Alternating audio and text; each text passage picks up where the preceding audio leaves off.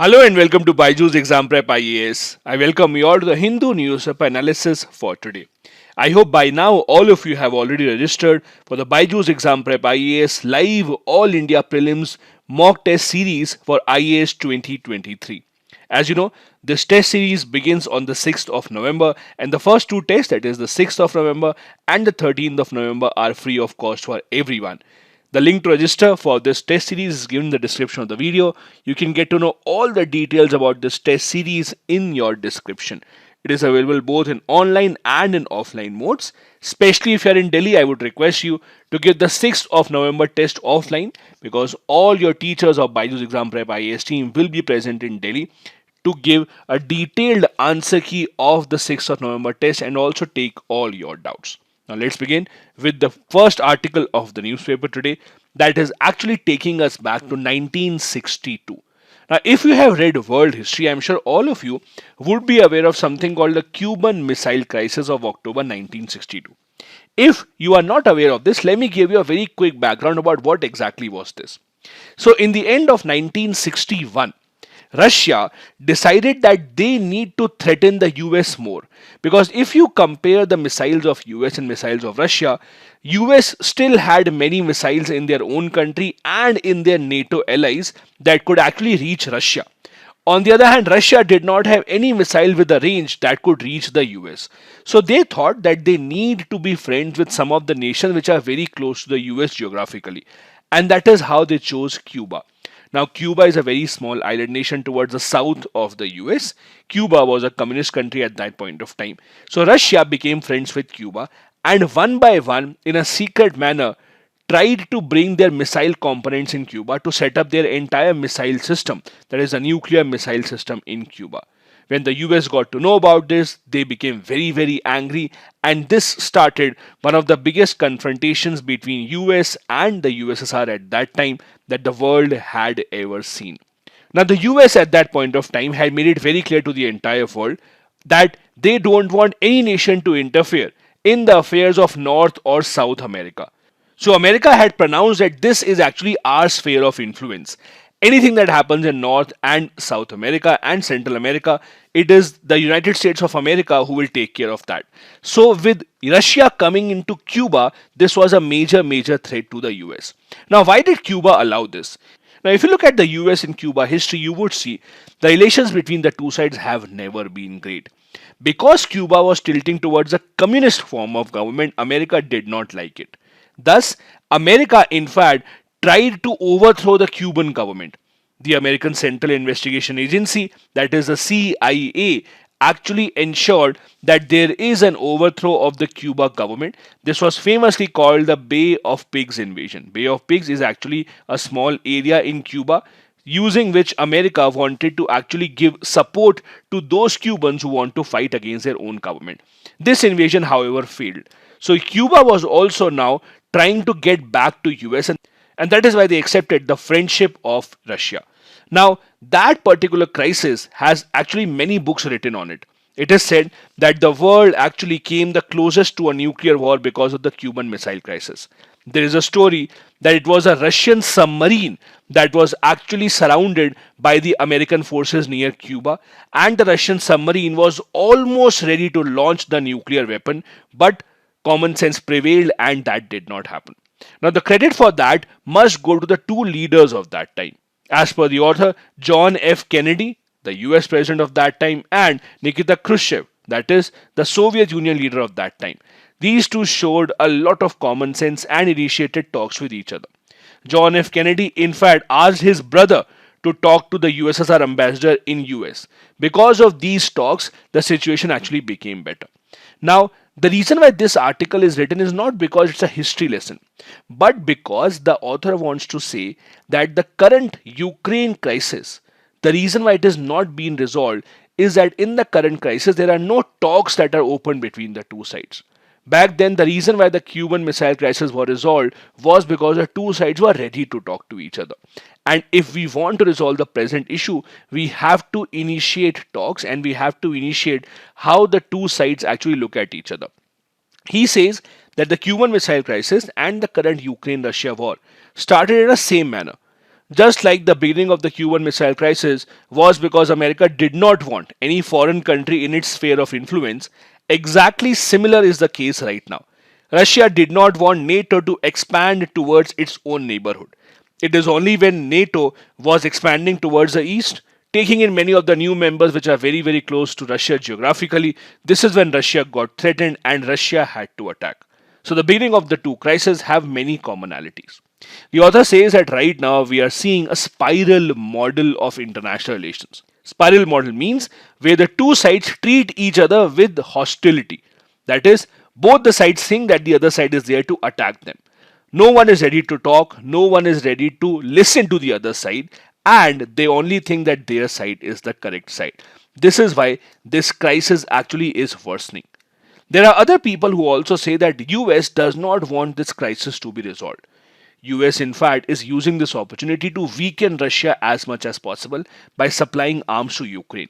So America would not want to get into a direct conflict, but still it is helping Ukraine as much as it can. Now, this is where the entire world now has to realize that there are a lot of challenges that the world is facing because of the ongoing war. You can see inflation, you can see the increased energy prices, you can see the food shortages because of Ukraine, Russia being one of the largest suppliers of food grains in the entire world.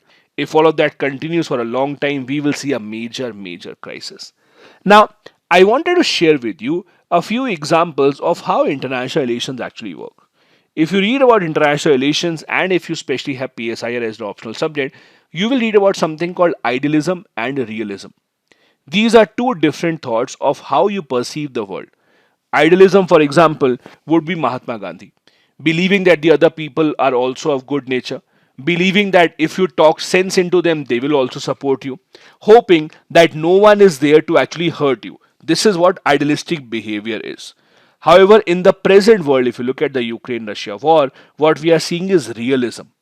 Realism means a sense where the country thinks that they have to ensure that everything works in their own national interest.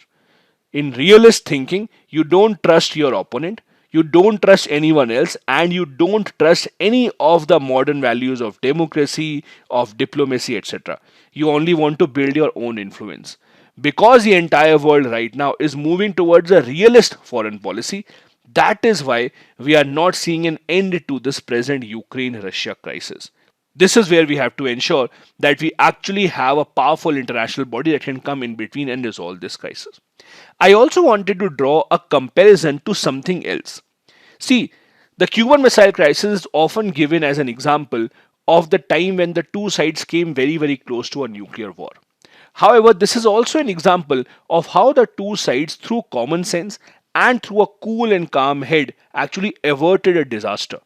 Similarly, there have also been examples in the very recent time when the two sides, because of their ongoing dialogue, have been able to resolve their differences.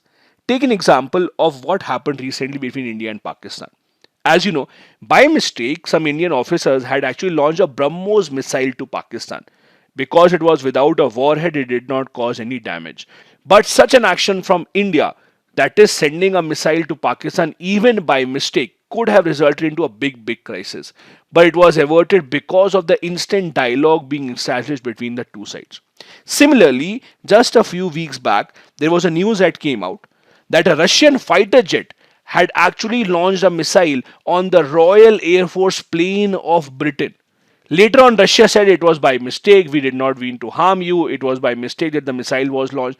But even then, this particular matter did not escalate because there were some talks that were held between the two sides. So while the Cuban Missile Crisis is a good example, there are other examples in this era as well where we can see that continuous dialogue between the two sides can actually avert a lot of big, big problems. The next article that we have here is written because the 3rd of November, for the first time ever, will now be celebrated as the International Day for Biosphere Reserves. And that is why this article is written. This article says, with increasing footprints around the world, with increasing population, with increasing climate change, there is a need to set up as many biosphere reserves as possible. There is a need to ensure that our biosphere reserves are large and are spread across the entire world to help us heal the nature. In this particular aspect, The World Network of Biosphere Reserves, formed in 1971, actually plays a major role. There are right now 738 biosphere reserves around the world in 134 nations, including 12 in India itself, which are recognized by UNESCO. I would like to clarify here, India has more than 12 biosphere reserves, but we are talking about the ones which are recognized by UNESCO as UNESCO biosphere reserves. In our neighborhood, nations such as Bangladesh, Bhutan, Nepal do not have any biosphere reserve, but there is a plan to actually ensure that biosphere reserves are established in these countries as well in 2023. If you look at South Asia, there are over 30 biosphere reserves, and the first one was actually established in Sri Lanka by the name of Horulu Biosphere Reserve. India's own first UNESCO Biosphere Reserve came up in the year 2000, called the Blue Mountains of the Nilgiris, which continue across Tamil Nadu, Karnataka, and Kerala. The one country which actually has a lot of biosphere reserves, if you compare with their area and their population, is Spain. And the other governments can also learn from this. The article here says that the process includes the government itself nominating its own biosphere reserves to UNESCO, and then the UNESCO team will prepare a plan to see if their biosphere reserve can be a part of UNESCO Biosphere Reserve Network. This is how a biosphere reserve looks like. It has different types of areas. In the middle, we have the core area. In the core area, we only allow monitoring. Then after that comes the buffer zone. In the buffer zone, we allow certain tourism, we allow certain education, training, we allow certain human settlements as well. After that, we have the transition area. Transition area is where more people can live, where more tourists are invited, and we also set up many research stations as well. Now, if you talk about the international status of the Biosphere Reserve Program, it is led by UNESCO and it runs about 738 biosphere reserves around the entire world, 12 of which are in India. This is a list of those 12 biosphere reserves. The last one to be added in this list was Panna in Madhya Pradesh. It was added in the year 2020, which makes the list to 12. The UNESCO actually launched this program in 1971 by the name of Man and Biosphere Program. This is a program under which it is expected that the governments around the world will collaborate on this scientific program to establish scientific basis and improve the relationship between people and the environment. The UNESCO provides expert help to those countries who want to maintain their biosphere reserve, while the country and this land remains a property of that government only. UNESCO just tries to help maintain that particular biosphere reserve in the best shape possible. The next article that we have here takes us back to the news story that has been discussed in the last week or so in India. That is the new hybrid variant of mustard, that is DMH11, that has been given a go ahead by GEAC, that is Genetic Engineering Appraisal Committee. As you know, the next step is after GEAC has certified it, now the Union Cabinet has to decide whether or not we will allow the commercial cultivation of this crop in India or not. Now, the interesting part is this is not the first time that the permission of the GEAC has been given to this crop. It was given in 2017 as well, but later on withdrawn by the government of India. Now, the DMH here stands for Dhara Mustard Hybrid. So, as the name suggests, it's a hybrid mustard crop. The advantages include a higher yield and also more fertility. Now, the fact remains that it is extremely significant for India because India is one of the largest consumers of edible oil. We import huge amounts of edible oil and we lose a lot of foreign exchange because of that. And that is why this variety of mustard can be a game changer for India. Now, this is actually a crossbreed between two varieties of mustard, Varun and Early Hira 2. Now, the reason why it is extremely significant is that mustard is a very, very difficult crop to actually modify in any way whatsoever. The reason being that mustard is that crop which has both male and female reproductive organs. In order to actually have a hybrid plant, you have to introduce a foreign plant and that foreign plant has to reproduce with the mustard plant. But for mustard plant is very, very difficult because it reproduces itself because of the presence of both male and female organs. So now what scientists have done is they have actually introduced two genes from soil bacterium called Barnase and Barstar. First, what Barnase does is it actually makes sure that the mustard plant is sterile, meaning that the mustard plant cannot self-pollinate, cannot reproduce itself. Then comes the bar star. Bar star then allows the mustard to actually be crossbred with the Hira variety so that we actually have a new hybrid variety of mustard, that is DMH11. 11 here signifies that it was the 11th version that the scientists are happy with. So there were other versions also that were prepared earlier. So it's a transgenic crop. It uses foreign genes from a foreign species. As per the studies conducted by the scientists, it is giving 28% higher yield than the present variety and also 37% better yield than the local varieties that are being used. India, as I discussed, imports over half of its edible oil requirement domestically. Just in 2020-21, 13.3 million tons of edible oil was imported. And if you have to save our precious foreign exchange reserves, this has to be the way to go. But this kind of an experiment has always been controversial in India. That is why, despite having a long history, the only genetically modified crop that is allowed in India is actually BT cotton. There were other crops also that were in talks, BT brinjal.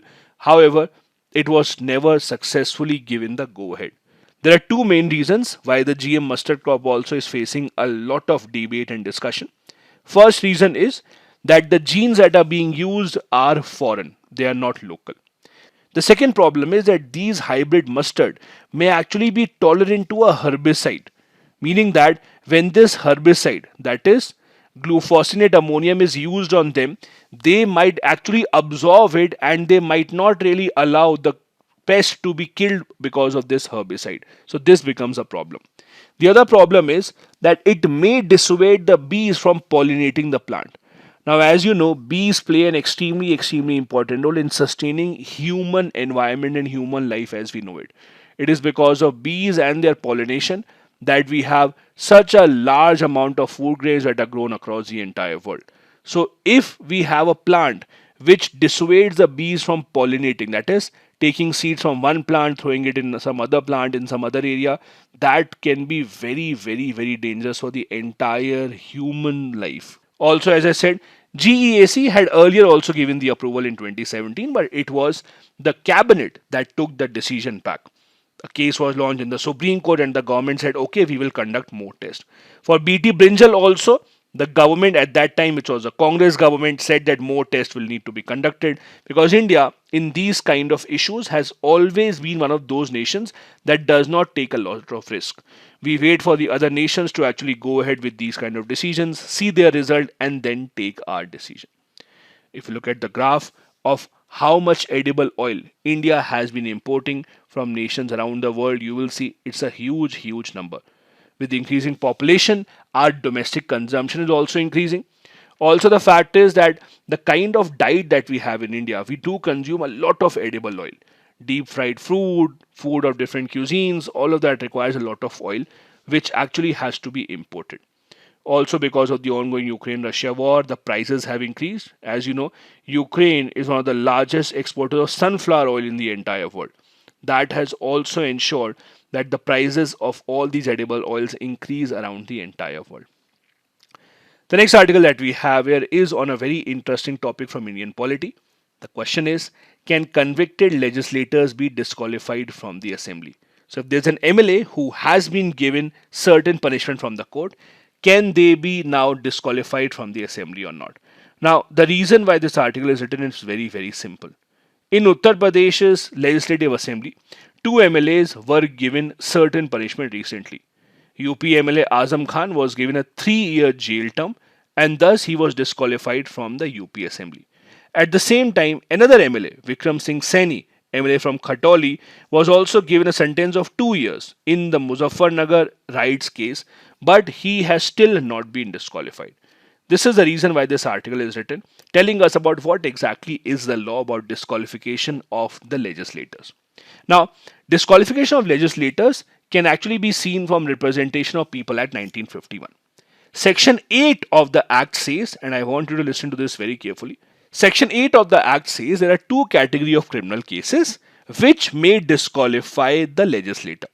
First category is of those crimes where you will be disqualified for a period of 6 years if you are given any conviction. Means if you are held guilty, then you will be disqualified for 6 years. If the punishment is just a fine, you are not sent to jail. Then after paying the fine, 6 more years you will be disqualified. You cannot fight elections. Then there is one more category.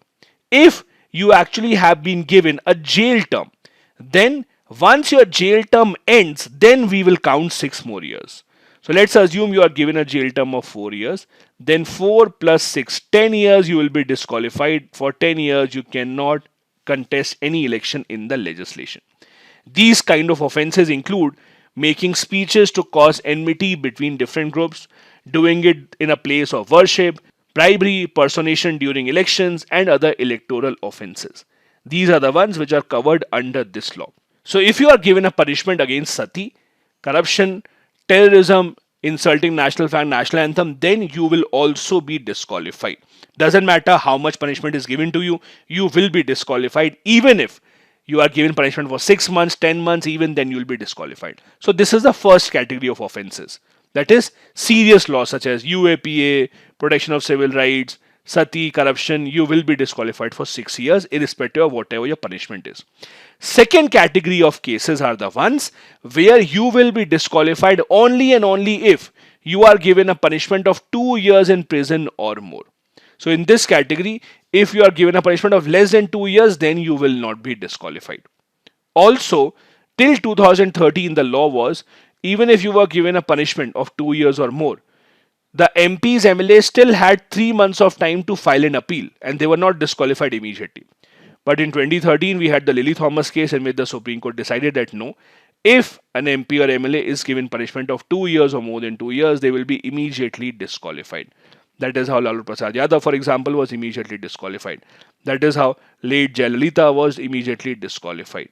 So this is how it works. It is the Supreme Court that decides. If they want to stay a person's sentence, they can do that as well.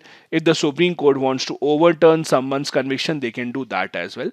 But until they do that, the law is very simple. As I said, two category of cases. For the first category, very, very serious offences like UAPA, sati, corruption, terrorism, etc. You will be disqualified for 6 years. Doesn't matter how much punishment is given. Second types of cases, you will be disqualified only and only if the punishment is given is for 2 years in prison or more than 2 years. Now, apart from the Lily Thomas case, there are other decisions also given by the Supreme Court aimed at decriminalizing politics. For example, in 2002, in the ADR versus Union of India case, Supreme Court said it is mandatory to disclose information about your criminal cases, education qualification, personal assets, etc. if you have to fight elections. 2013 case Lily Thomas we have already discussed. Then PUCL versus Union of India case of 2013. This is the case where Supreme Court said that government has to provide nota option in the EVM machines. In 2014, the Supreme Court said that trials in relation to sitting MPs and MLAs should be conducted within 1 year of the charges being framed in the form of a fast track court being set up. So the Supreme Court has actually taken multiple initiatives to clean our politics from time to time. The next article we have is an announcement from the Government of India saying that the central government has now doubled the fertilizer subsidy because the prices of fertilizers are increasing throughout the world because of the ongoing Ukraine-Russia crisis. The Government of India has announced that a total subsidy of 51,875 crore has now been announced for nitrogen, phosphorus, potash, that is NPK, which is almost double the amount that was announced in the union budget. The total fertilizer subsidy for Rabi season, if you include all the subsidies that are given in fertilizers, now is about 1,38,875 crore. Also, if you include the subsidy for both Rabi and Kharif season, then it comes down to 2.25 lakh crore, which according to the government is the highest ever subsidy given by the Government of India. For example, a bag of diammonium phosphate in the original market would have costed 2,650, but farmers can buy it for 1,350. Also, for urea, the subsidy is very, very, very high. Market price of urea bag is 2,700, while the farmers can buy it only for rupees 2,400. The government is also trying to increase the urea production because our urea consumption is much, much higher than production and we have to import quite a lot of it. So we are trying to set up more urea plants. Apart from that as well, Government has taken multiple other initiatives in this regard to ensure that the efficiency of the use of fertilizers in India becomes better and our production also increases. We have the policy of neem coating of urea so that the urea given to the farmers is not then taken off in the industries and used for some other purposes, because that is highly subsidized from the side of the government. It also improves the health of the soil and also ensures an increase in the yield of paddy, sugarcane, maize, etc. The new urea policy of 2015 also aimed at maximizing the indigenous production of urea. Not just this, the government of India, that is the Department of Fertilizer, has also been trying to use space technology in this sector. A pilot study was conducted on resource mapping of rock phosphate using reflectance spectroscopy and earth observation data. Then, Government of India has also launched the nutrient-based subsidy scheme, under which subsidy will be given based on certain nutrients. It's not an overall subsidy that is given. It is aimed at ensuring a balanced use of fertilizers, because what we have seen is in India, because of this high subsidy, because of the fertilizers being cheap, farmers are using fertilizers much more than what they actually require. That is why this kind of subsidy has actually been introduced. These are the important articles in the Hindu newspaper today. Now a couple of practice questions. Number 1. Elaborate some of the initiatives taken by the union government to improve the efficiency of fertilizers in India and boost its local production. Second, what are the possible reasons behind the increasing criminalization of politics in India? Both these questions have to be answered within 250 words each. Thank you so much for watching the video. Have a very good day ahead.